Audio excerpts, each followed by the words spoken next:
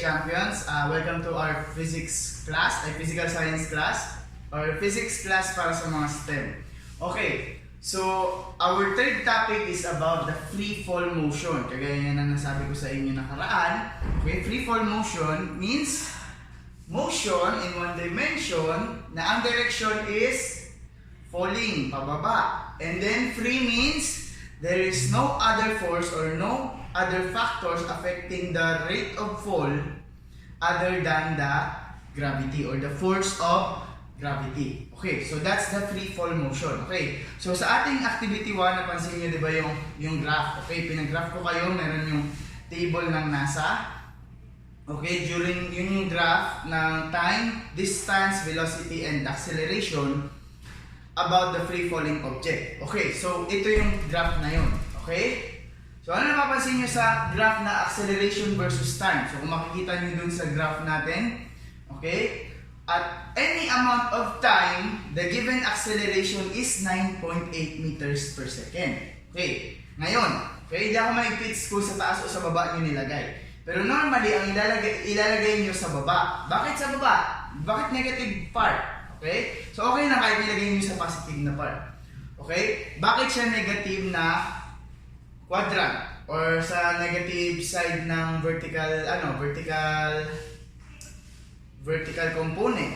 Okay? Dahil ang direction ng gravity is pababa, so kapag pababa, it means negative. Parang dito sa quadrant na to, pag papuntang right, positive, pag left, negative, pag pataas, positive, and pag pababa, negative. So negative ang ating acceleration kasi pababa siya. Okay? Acceleration or acceleration due to gravity. Tandaan niyo yan ha. So pag nagpo-fall ba kayo, pataas ba pababa? Okay?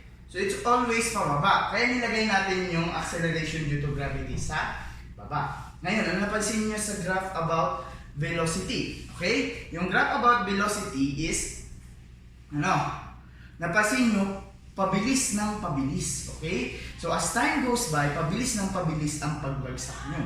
Okay? Kaya ako ulit nilagay. Okay? Actually, pwede nyo rin ilagay dito. Kung sa inyo, di ba nilagay nyo pataas?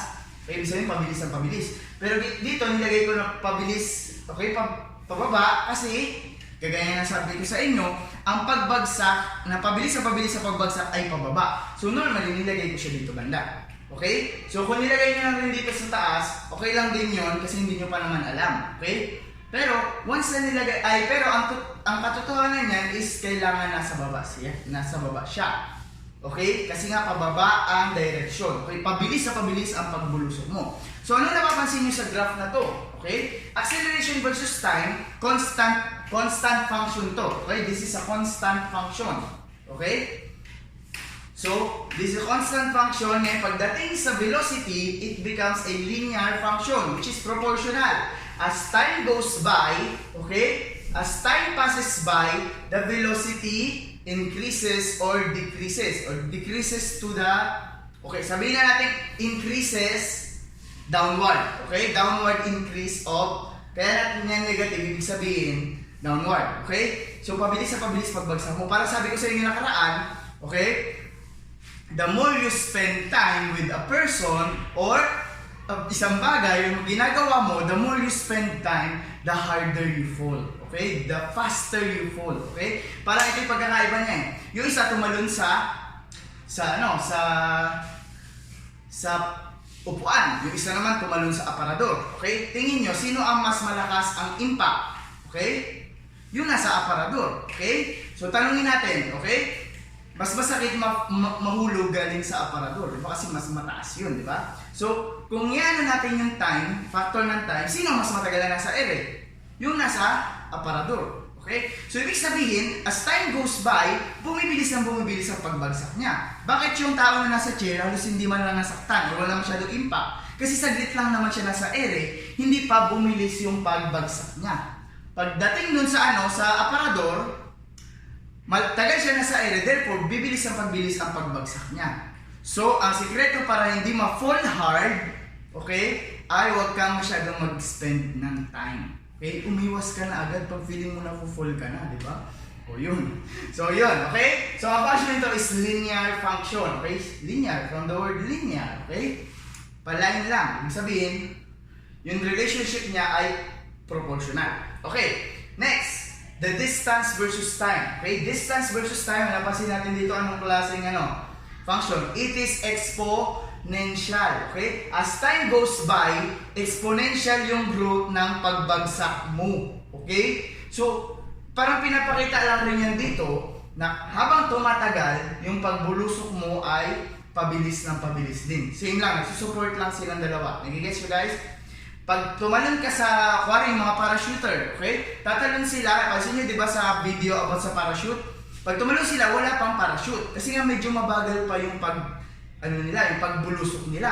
Kasi sa taas pa sila, diba? Okay? Ngayon, habang pababa ng pababa, saka bumibilis pagbulusok nila. Kaya ino-open na nila yung parachute nila pag medyo mababa na sila. Okay? Kasi kapag inopen nila yung parachute nila sa taas, okay? Pwede silang dalhin ng hangin kung saan at mapalayo sa target area nila. So ganun yung ibig sabihin nun. Okay? The harder, okay, the longer the time is na nasa ere ka, the harder yung pagbulusok mo. Or the faster you fall. Okay? And that you fall hard. Di ba? Okay. So yun yung ibig sabihin ng graph na to. Okay. Ngayon guys, makanin. As we all know, the velocity is the change in distance over time. So velocity is the derivative of distance, while acceleration is the derivative of velocity. Okay? So, yung mga UNS at saka ABM, huwag kayo mag-worry, hindi naman ito kasama. Pero, isasama ko siya sa explanation ko paano madiderive yung mga equation. Okay? Kasi kailangan natin mag-derive ng equation. Kasi, ano nga bang equation ang magagamit natin sa pag-solve ng mga problems na related sa free fall motion? Diba? Ano yung mga factors na kailangan natin para malaman yung mga yung mga factors ng free fall motion, yung mga variables na alamin natin. Okay, kailangan yung time, di ba? Kasi kailangan mo alamin kung gaano kabilis mag-fall o gaano kakatagal na sa ere bago ka bumagsak. Okay? O kung makakasurvive ka pa ba, di ba? Yung mga ganun yan. Okay, pangalawa is the distance. Okay? Siyempre, alamin mo kung gaano kataas yung pag-fallan mo, di ba? Kaya na sabi ko sa inyo, ganito yung relationship nila. Okay? Quadratic ay exponential, linear, and constant. Okay? Magkaka-derivative lang yan sila. Okay? Isa pang kailangan nating sagutin is the velocity. Okay? Another one is the velocity. Okay? The velocity is yung bilis. Okay? Bilis ng... Okay? Ang pinagbabasihan natin dito is yung bilis niya sa simula at bilis niya sa dulo. Okay? Gano'n siya kabilis nung nag-start siyang mag-fall at gano'n na siya kabilis pagbagsak niya. So normally, mas mabilis pagbagsak niya na, di ba? And another factor is the acceleration. Okay? The acceleration is constant. Kagaya nga sabi ko sa inyo, it is constant. Okay? No matter what happens, kung nasa Earth ka, it will always be equal to gravity or acceleration will always be equal to 9.8 meters per second or per second squared. So take note of that. And it must be negative. Sabi ko nga sa inyo, it must be negative kasi pababa siya. Okay? So kung pataas yung gravity, di sana lumulutang na tayo dun sa taas, di ba? Okay? So kung pataas ang gravity, then it is positive. But it is negative kasi pababa siya. Okay, guys, ngayon, let's derive the formula para makuha natin to, okay? So, normally, hindi naman kasama yung pag-derive ko ng formula sa exam, but I just want you to understand paano ba na-derive yung formula na yun. Kasi ang hirap naman, ginagamit yung formula na yun, pero hindi nyo alam kung paano yun nabuo, di ba? Niloloko lang ba tayo ni sir? No? At least, medyo alam nyo, di ba? Kung hindi nyo naman maintindihan, okay lang din. So, ayan. Okay, let's start. Okay, we all know that acceleration is equal to the change in velocity over time. Okay, velocity has two factors. Okay, the final and the initial. Okay, velocity is yung final mo na velocity minus yung initial mo. Okay, ilan ba yung binilis mo? from 1 meter per second, bumilis ako na 5 meter per second. Ilan yung velocity mo? Ilan yung nadagdag na velocity mo? Change in velocity. 4. Di ba? 5 final minus 1 initial. So therefore, it will be final minus initial. Okay? VF or V2 minus V1 or VI. F is final, I is initial, and then T over T. Okay? Ngayon, hanapin natin yung velocity. Okay? Tandaan nyo, velocity final is the velocity nyo nung pagbagsak niya. Doon natin malalaman kung gaano kalakas ang impact. At ang velocity initial is yung velocity niya bago mag-start yung pagbagsak. Okay? So normally, hanapin natin is the velocity final. So more likely, yun yung lagi natin hinahanap. Diba? Kasi kailangan natin alamin. Okay? So transpose mo. T, punta mo sa kabila, magiging AT equals VF minus VI. Okay? So walang problema dyan. Oh. Kung hindi nyo naintindihan, pwede nyo i-pause, pwede nyo ulitin na mag-gets nyo. Okay, next one. Okay, hanapin natin si VF. Diba? Anong formula for VF? Or the final velocity. So si VI, ililipat natin sa kabila, magiging negative siya dito, magiging plus siya. So this will be, tapos i-transpose natin siya, magiging AT plus VI. Ilipat mo lang. VI, lipat negative siya, punta siya dito, magiging AT plus VI. Tapos, i-switch mo lang sila ng position. So this is our first formula. Okay? First kinematic equation. Okay? Kinematic equation 1. So ibig sabihin ng kinematic, it is pertaining to motion. Okay? So magagamit natin yan sa pag-solve ng mga free fall motion. Okay? So next one is the equation number 2. Malamang equation number 2. Kagaya nga sabi ko sa inyo, velocity is the change in distance over time, while acceleration is the change in velocity over time. So si acceleration, ang kanyang si acceleration ay derivative ng velocity. Therefore, si velocity ang integral ni acceleration. Ngayon, gusto na naman nating hanapin ang distance. Okay? Ano nga yung distance niya? Diba? So, ano ang equation for distance? Okay? What is the equation for distance? So, dito tayo mag-i-start kay final velocity. Okay? So, tandaan niyo yan ha. So, normally, distance, if velocity is the derivative of distance, okay, again sa mga UMS and ABM, alam ko hindi nyo naiintindihan to, but I just want you to understand the concept lang, kahit pa paano may maintindihan kayo, kasi diniderive ko pala yung formula, para alam nyo kung paano nangyari yun. But, kahit huwag na kayo mag-focus dito para sa STEM lang to, okay, so, yun, mabilis lang naman to. Okay, so, VF is the, okay, ang hanapin natin is the distance, which is the XF minus XI, the position, final position, minus the initial position. Okay, so this will be, okay, distance is equal to the integral of VF. Okay, kasi distance is the integral of VF. Okay, next, so mangyayari, magiging, okay, with respect to time to ha, sorry, with respect to time, dt. Okay? Magiging 80 dt plus vi dt. Okay? So, bibilisan ko lang. Ang integral ng VF will be XF. Kasi position is the derivative of, okay, so mamaya na hindi ha. Position is the derivative of, is the integral of velocity. Okay, so XF na to. And then this one will be 1/2 AT or 1/2 GT squared. Okay? Okay, gagawin tayo ng integral.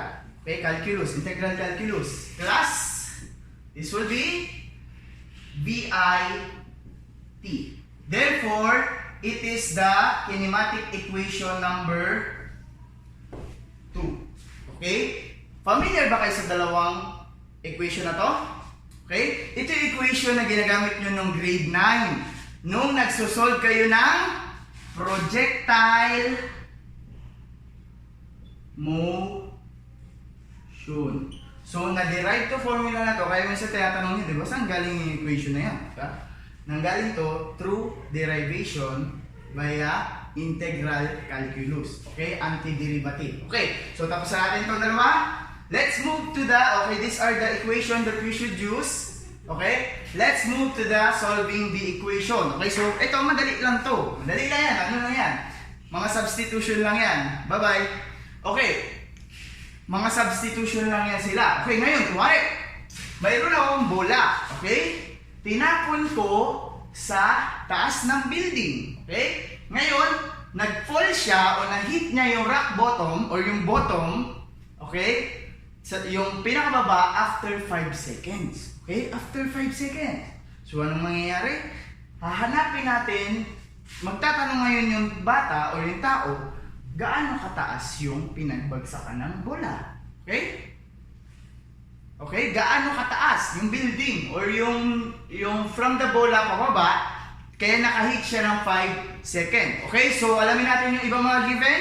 Okay? Yung ibang given dito is common sense na lang. Okay? Gravity is constant or acceleration or gravity, interchangeable lang yan. Magiging negative 9.8 meters per second squared. Okay, and then VI, syempre, nung binagsak mo siya, binitawan mo lang naman siya, hindi ka naman nag-effort, di mo naman ginanon, di ba? So normally, ang kanyang initial velocity is 0.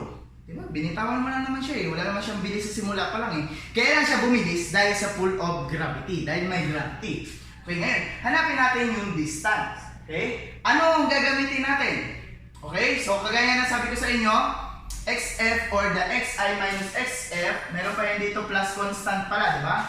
So meron pa yan sana plus constant, which is yun na rin mismo yung XI, yung sa mga stem dyan. Okay, XI, ngayon, pag nilipad mo si XI sa kabila, magiging negative, di ba? It will be XF minus XI, or the position.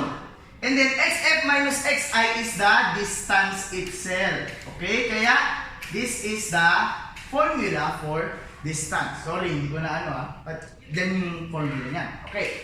So, D, ang gagamitin natin malamang is this one. Kasi wala namang distance dito, di ba? So, gagamitin natin to. D is equal to 1/2 GT squared plus VI T.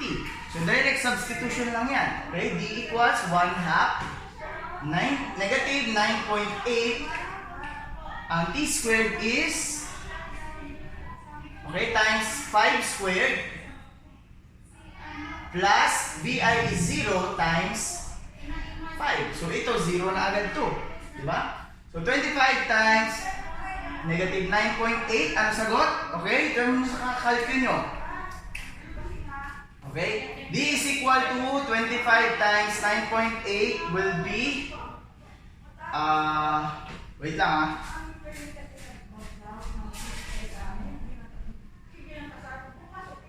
Okay. So, ang sagot nito ay magiging negative 122.5 meters. Again, bakit negative? Kasi from dito to dito. Okay, kasi bumaba siya. So, ibig sabihin pa, negative 122.5 meters, yung taas ng building yun. Pero, ginawa natin negative kasi ang pagbagsak ng ball ay pababa. So, kahit itanggalin mo na to, same lang rin yan sila. Okay? So, parang ano lang naman to, direction lang. Okay? It will serve as direction. Okay? So, ganun lang kadali. Pag magme-measure ka ng, okay, actually, pwede tayo magkaroon ng experiment eh. Pwede mong i-timean yung bola, ihulog mo sa bubong nyo, no, which is delikado, huwag na lang, or sa second floor ng bahay nyo, timean nyo, tapos may estimate nyo na yung taas ng bahay nyo, or yung pinagbagsakan. Okay, so yun lang yun. Okay, next one.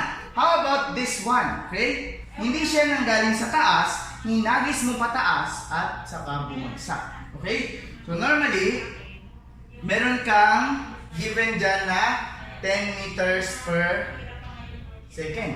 Initya mo siya pataas. Siyempre, kailangan mo ng lakas dun, di ba? So, kailangan may bilis siya. Okay? Ngayon, ang mangyayari, pag may bilis siya, unti-unti siyang babagal. Diba? Kasi may nag-uupo sa kanya, which is the gravity. Pagdating niya sa taas, then magiging zero na ang kanyang velocity.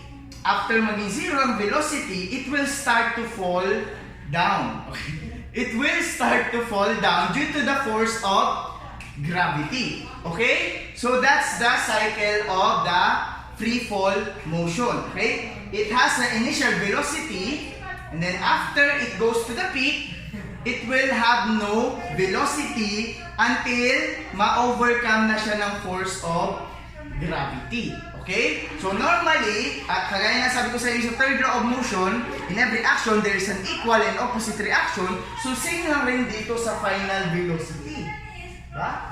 Kung initya mo siya ng 10 meters per second pataas, then kung gano'n mo siya kalakas binato sa taas, gano'n rin siya kalakas babagsak sa iyo. Okay? So that will be, if every action 10 meters per second pataas, there is an equal 10 meters per second then, and opposite, ibig sabihin pababa na reaction. Okay? So yun lang yung ibig sabihin nun. Ngayon, okay, ang taas naman nito, okay, sabihin natin yung taas niya. Okay? Ang taas nito ay sabihin natin 5 meters. 5 meters lang yung taas ng inano mo. Okay? And then the gravity is negative 9.8 meters per second squared. Diba? Okay, the next one, ang mangyayari dyan, ano na mangyayari sa susunod? Okay, you will find the time. Gaano siya katagal na nasa ere. Okay, so anong gagamitin mo dito? Pwede mo ba itong gamitin? Actually, pwede mong gamitin. Pero maggagawa ka dito ng, gagamitan mo ito ng quadratic formula. Okay, so medyo mahirap. Naalala niyo pa quadratic formula? Okay, so mas madali kung ito na lang gamitin nyo. Diba? So what is the formula for time? Let's derive. This one ang gagamitin natin, AT or the GT VI. Okay? So actually, pwede natin palitan yan para di kayo maguluhan. Acceleration or the GT. Pag free fall motion, ang acceleration natin ay same lang ng sa gravity. Okay. So VF, GT. Okay? So magiging VF minus VI, okay, equals GT. Okay, nilipat lang natin si VI sa kabila, and then tanggalin natin si G dito, G. Cancel, cancel. Therefore, the equation is T is equal to VF minus VI over G. Okay, so VF is, anong VF natin? Okay, negative 10. Tama ba? Negative 10 minus 10 divided by negative 9.8. Our time will be equal to 2.04 seconds. Okay? So that will be the time. Okay? 10 meters mo initya, 10 meters per second mo initya, 10 meters per second siya babagsak. And ang time niya overall is 2.04 second. And then, syempre, 1 point, okay? Pag pataas niya, okay, meron siyang 1.02 second. Pag pababa niya, meron rin 1.02 second. Kasi kung gano'n siya kataas, kung gano'n siya katagal umakyat, gano'n rin siya katagal babagsak. Okay? So, huwag kayong mangarap ng masyadong malaki kasi baka bumagsak rin kayo na. Okay? So, mangarap lang kayo ng malaki, pero huwag nyo tapakan ang ibang tao. So, yun yung ibig sabihin ng karma, di ba? Karma, di ba? Kung gano'n mo kataas ka na gano'n, gano'n ka rin kalakas babagsak. Okay, so yun na naman guys. So, I hope this is the part 1 of our free fall motion. Ito, binigay ko agad sa inyo yung lahat ng mga solving. So normally sa susunod na part is wala na masyadong solving. So yun lang guys, I hope you learn. Don't forget na panoorin yung part 2 nito, after nito. And thank you very much.